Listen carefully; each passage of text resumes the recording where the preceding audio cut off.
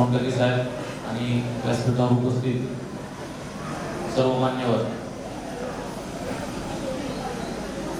सर्वप्रथम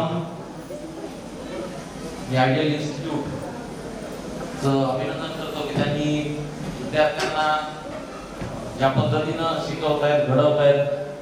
इतर जबाबदारी आहेच, पण गुणवंत विद्यार्थ्यांचा सत्कार ठेवून इतरही विद्यार्थ्यांना तुम्ही मोटिवेट करताय, त्याच्याबद्दल मी तुमचं अभिनंदन करतो. आणि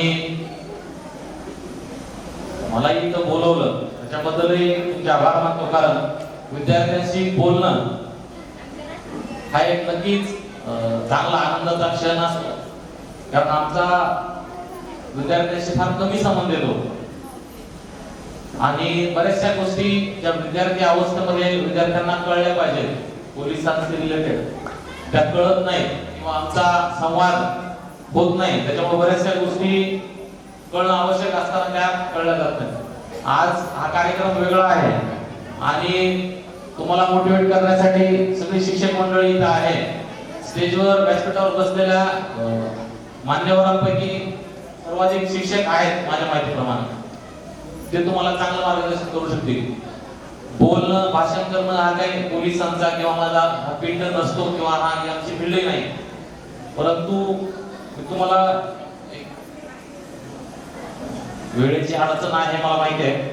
त्याच्यामुळे थोड्या शब्दांमध्ये बोलण्याचा प्रयत्न करतो की 8वी 9वी 10वी विद्यार्थी बरोबर, हे जे वय आहे तुमचं, हे वय लाख मारीतलं पाणी काढण्याचं वय आहे.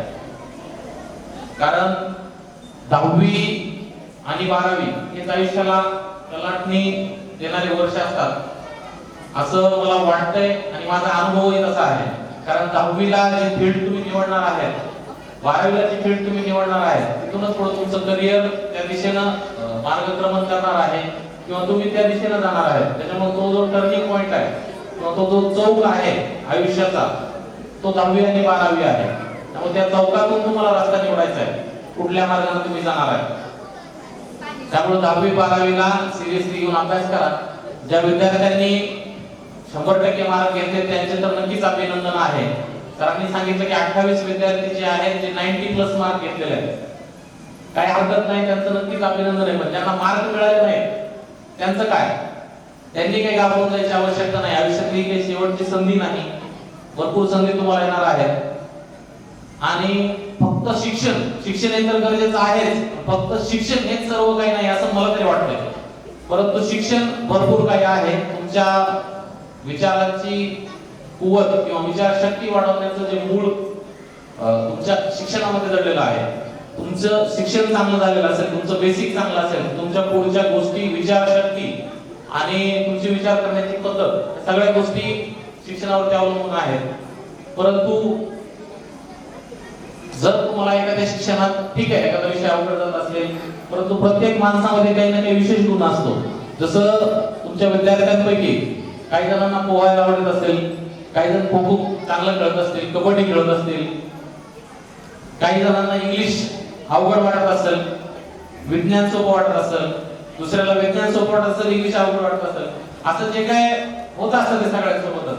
परंतु ह्याच्यामध्ये एक गोष्ट असते की तुम्हाला जे क्षेत्र निवडायचं आहे, ज्याच्यामध्ये तुम्हाला आनंद वाटतो किंवा एखाद्याची रनिंग चांगली आहे तर तुम्ही रनिंगवरती फोकस केलं पाहिजे. तुमचा जो विषय चांगला आहे त्या विषयावरती फोकस केलं पाहिजे आणि तुमच्या आवडत्या क्षेत्रामध्ये तुम्ही करिअर घडवण्याचा प्रयत्न केला पाहिजे. लांबत चाललेला असल्यामुळं मी एवढं बोलून थांबतो. धन्यवाद.